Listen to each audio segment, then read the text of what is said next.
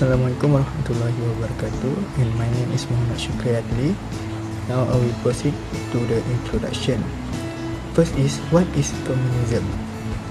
Feminism is involved political and sociological theories and philosophies concerned with issue of gender difference, as well as movement that advocates gender equality for women and campaigns for women's rights and interests. The advocacy of women's rights based on the equality of the sexes. It rejects the male-dominant structure in IR. Feminism is basically a belief in the political, economic and cultural equality of women. Charlotte Perkins Gilman, who introduced this feminist, helped formalize feminist theory during the 1960th century. Growing up, she went against traditional roles that were placed on her by society by focusing on reading and learning concept different from women who were taught to be housewives. Her main focus was on gender inequality between men and women, along with role placed on by society. Feminist theory first emerged as early as 1794. Its publications such as Right of Women. In 1851, Sojourner Truth addressed women's rights issue through her publication, and not I a Woman's. She addressed the issue of women's limited rights due to men's flawed perception of women. In 1872, Susan B. Anthony gave a speech with court in which she addressed the issue of language within the Constitution document in her publications. Speech after arrest for illegal voting. Anthony questioned the authoritative properties and principle of the Constitution and its male-gendered language. She asked the question of why women are accountable to be punishable under law, but they cannot use the law for their own protection. Hence, why feminism wants to include in IR. Beyond this, feminist contribution to IR can also be understood through their description of gender, both as socially constructed identities and as a powerful organizing logics. This means recognizing and then challenging assumptions about masculine and feminine gender roles that dictate what both women and men should or can do in global politics, and what counts as important in consideration of international relations.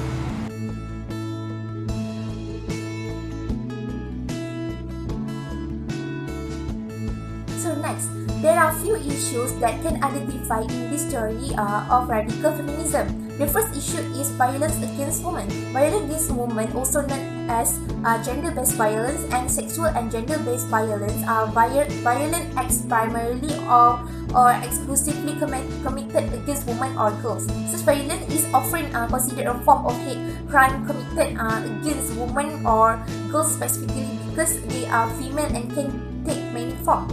The United Nations Declaration on the Elimination of Violence Against Women states violence against women is a manifestation of historically unequal power relation between men and women. And also, violence against women is one of the crucial social mechanisms by which women are forced into a subordinate position compared with men. Other than that, the World Health Organization, in its research of violence against women, has analyzed and categorized the different form of violence against women occurring through all stages of their life, from before birth to the old age. Violence against women also can fit into several broad categories. So for the first category that involved in this form of violence is violence perpetrated by individuals such as rape, domestic violence, and acid attack. Rape is a type of sexual assault usually involving sexual intercourse or other form of sexual penetration carried out against a person without that person's consent.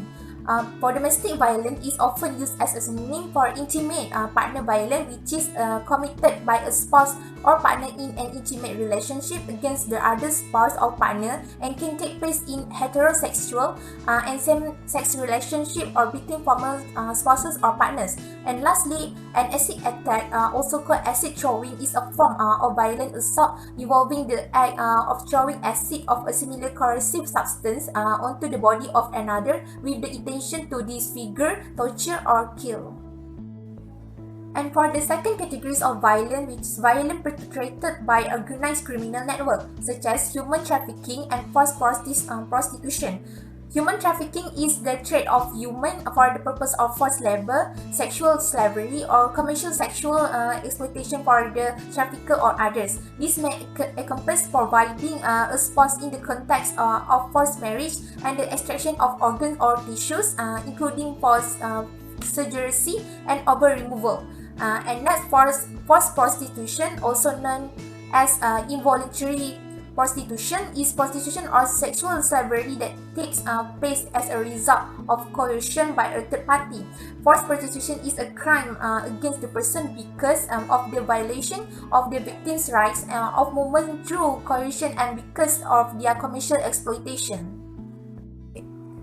In addition, the violence against women can occur in both public and private spheres of life and at any time of their lifespan. Violence against women often keeps women from wholly contributing to social, economic, political development of their communities. Other than that, many women are terrified by this trait of violence, and this essentially influences their life so that they are impeded to exercise their human right. For instance, they fear contributing to the development of their communities socially, economically, and politically. Lastly, the causes that trigger violence against women beyond just the issue of the gender and into the issues of age, class, culture, religion, sexual orientation, and specific geographical area of their origins. The next issue is the lack of women in international relations. The lack of feminist idea in international politics because of the international political elite was taught for many years that it is only for men. Therefore, according to Enlow, only men and not women are capable of dealing with the issue of international politics. This is because most of the foreign policy actors and the decision makers are male. So, feminists claim that women have same capabilities as men, so the inclusion of women in traditionally men occupations such as from state leader to full leader will bring additional capable individuals in those areas. Gender equality will increase the national capabilities by giving the state a better pool of diplomats, generals, soldiers, and politicians. Since the international system is structured and understood by a male, partial and incomplete vision, therefore by adding a female perspective can help to conceptualize the world different from the existing view. This feminist approach to international relations have introduced gender as an essential tool for analyzing the interaction between the state in the international framework. However, in spite of the effort to construct a better international relation, feminist analysis has a little impact on international politics, which is the policymaker and the decision maker seem confident in dismissing the feminist. As we know, the scope of international relations consists of issues such as diplomatic relations, terrorism, international security, and so on. One of the main topics which has been discussed by the feminists is about national security. War, for example, is one issue where women are ignored or portrayed as those who need protection. In regards to security, according to realists, security is focused on military and in relation with violence, whereas feminists refer security as the absence of violence. Second issue is masculinity over feminists. Feminists claims that the term gender and patriarchy have been shaped to exclude women from the international political area. It can be seen in a catch-22 situation in which a candidate seeking political office will highly depend on the past military service to be qualified for the position, which makes women at a disadvantage since they generally have less military experience. This will limit women's chances to attain a national government position directly involved with the international issues of defense and security. If power is defined by a patriarchal and realist society which seeks global balance of power, then power is equated with military and economic strength. However, feminists argue that security should not be understood as defending the state from attack, but should also consider that security for women might be different because women are more likely to be attacked by men they know rather than strangers from other states. Furthermore, feminists argue that the topic of security should address the act of rape and violence not only from the foreign perpetrators, but from their fellow citizens as well. Hence, international relation-related issues in the field of security is associated with masculinity and that gender, as well as patriarchy do not allow women equal access to power positions in the world politics.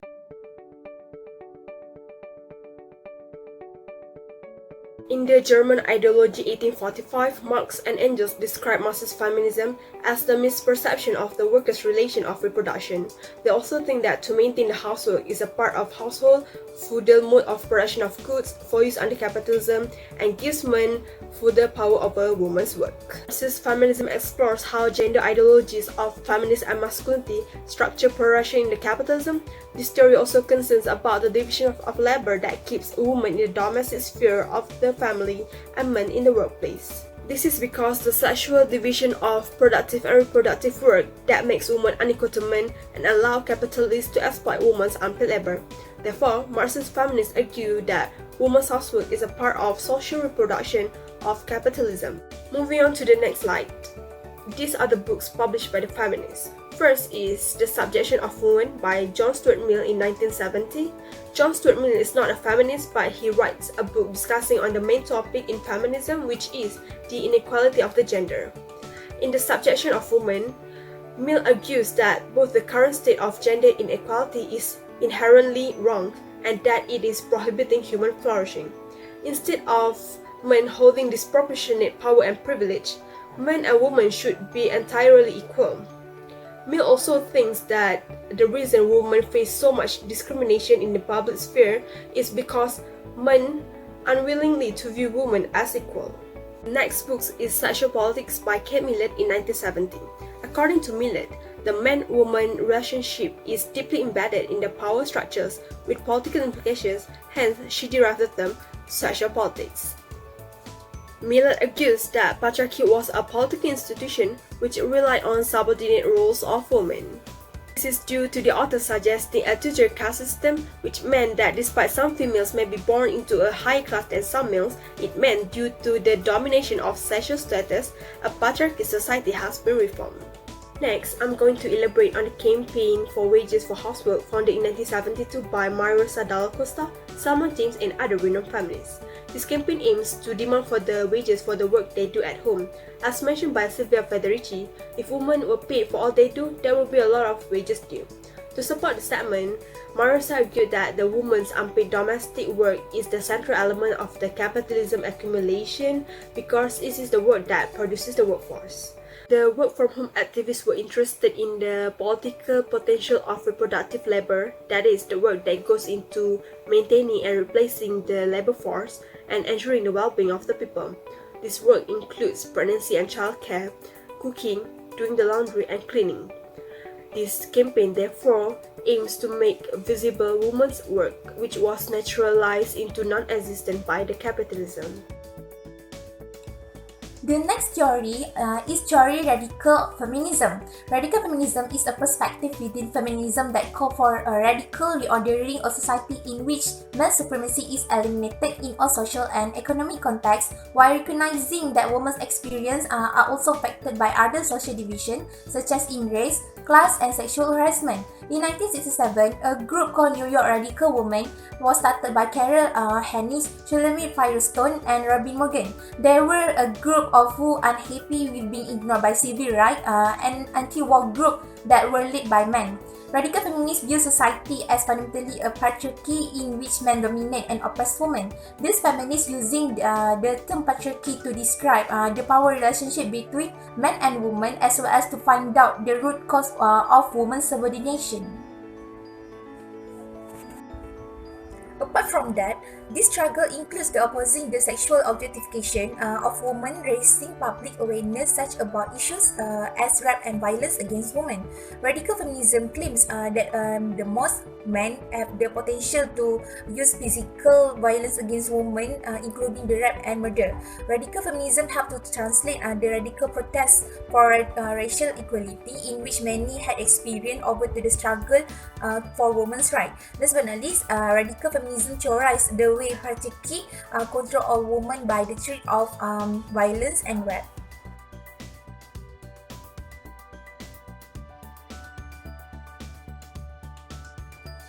So next, there are few parties involved in radical feminism. The first party is New York Radical Women. New York Radical Women was an early second-wave feminist group that existed from 1967 to 1969. They drew nationwide media attention when they unfurled a banner inside the 1968 Miss America pageant displaying the words "Women's Liberation." This protest group was founded in New York in the fall of 1967 by former television star Robin Williams, Carol Hannis, Shulamit Firestone, and Pam Ellen.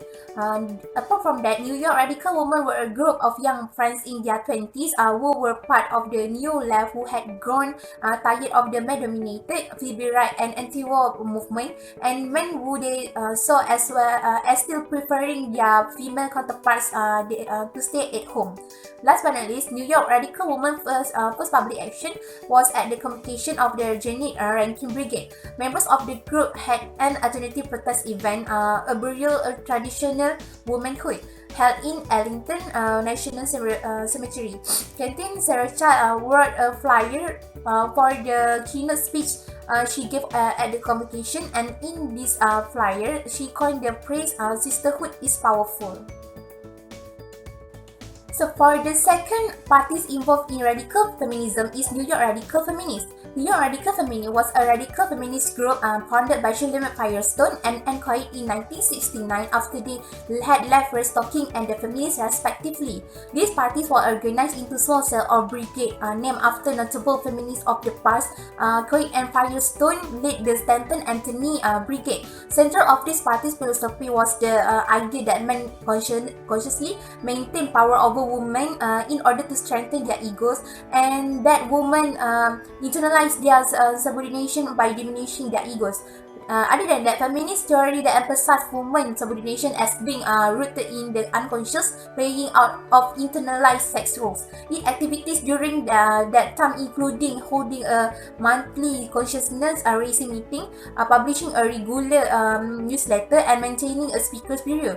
Last but not least, this party also organized a number of public conferences and speak out through the early to mid 1970s on topics such as rape, sexual abuse, prostitution, marriage, lesbianism, motherhood, illegitimacy, class, and work. So, the next theory is liberal feminism. As we know, liberalism emphasizes the value of freedom and equality for individuals. So, the liberal feminism embraces this value and this role for the state and insists on freedom for women. So, liberal feminism, like liberals, which is to support the right of individuals to seek fulfillment to pursue their own interests and to be equal before the law. The freedom has two meanings, which is the freedom to live one life as one wants, and the freedom to facilitate the diversity of lifestyles amongst women. So, the primary concern of liberal feminism is to protect and to enhance women's personal and political autonomy. British feminism, which is Mary Wollstonecraft, has made the first attempts to make the liberal case for women's rights through her book, which is A Vindication of the Right of Women. In the book, she argued that discrimination practices such as denying women education and full citizenship did not give the women the opportunity to fulfill their potential as human beings. So, women and men should be given an equal opportunity in education, work, and politics. This showed that liberal feminism focused on the integration of women into overwhelming male places of foreign policy making and the military. In most states, this occupation typically at least 19% male. For instance, in 1995, the world diplomatic delegation to the UN General Assembly were 18% male. Next, liberal feminists believe on that equal rights should not be abused because of sex. Law should uphold equal rights and equal opportunity for women in all areas. This is because liberal feminists claim that gender differences are not based on biology. Therefore, women and men are not different at all. If women and men are not different at all, so they should not be treated differently under the law. Third, they increase the representation of women in the position of power in the primary institution of national and international governance. And lastly, the right to education, healthcare and affordable childcare are also necessary. Since gender inequality is a major barrier to the human development and leads to the greater incidence of war and violence, liberal feminists create a change by working within the existing social structure and changing people's attitude towards the gender differences. The first liberal feminist event is the Seneca Falls Convention. It is the first large project of liberal feminism, which organized by the Elizabeth Cady Stanton. It was held in July 1848, and the meeting launched to fight for the social, civil, and religious rights of women. It focused on the struggle for women's suffrage in the US. As a result, after 72 years organized struggle, women in the US finally achieved the same right as the men. In 1920, women won the right to vote with the passage of 19th Amendment of the US Constitution. Liberal feminism started to emerge in the US in the early 1960s. It was associated with the Betty Friedan book, which is the Feminine Mystique. In 1966, the National Organization for Women, or NOW, was founded with the Friedan as president. It became and remained as the premier liberal feminist organization. Nowadays, National Organization for Women has become the largest liberal feminist organization in the United States. It supports the Equal Rights Amendment era, reproductive rights, including freer access to abortion, as well as lesbian, gay, bisexual, transgender rights or LGBT rights and economic justice. It opposes the violence against women and racism. And now for the suggestion and recommendations. First is Women in Political Division. On the basis of equal rights of men and women, human rights and personal freedoms in politics, women participation in politic decision, in elective position in political parties, can to promote and protect women to take all appropriate measures to eliminate discrimination. Next, it will help in addressing the various industry issues that occur gender discrimination leading to the discrimination against women. For the second suggestion or recommendation is Women for Women, such as movement or organization specifically for women, as example Ministry of Women's Family Developments. This is to provide simplicity and guidance to increase public awareness of the importance of the role of women. Hence, this is to increase the participation and active role of women as contributors and beneficiaries of national development. This is also to protect the rights and interests of women fairly and equitably without the element of discriminations. At the same time, developing equal opportunities for women and society in the social, economic and political fields. For the conclusions, today feminism has been stirring up more controversy. There are different ways of feminism with different ideologies. Some are more extreme than others. Many women today believe in women's rights and the importance of gender equality in our society, but they do not necessarily agree with the extreme views that blame men for women's oppressions. Feminism now wants more than men's rights. For a better life for the whole society, the contribution of each gender is a good way. This can prevent women's rights from being granted. Lastly, women's decisions are in their own hands. They deserve to be respected. that's all from us. Thank you.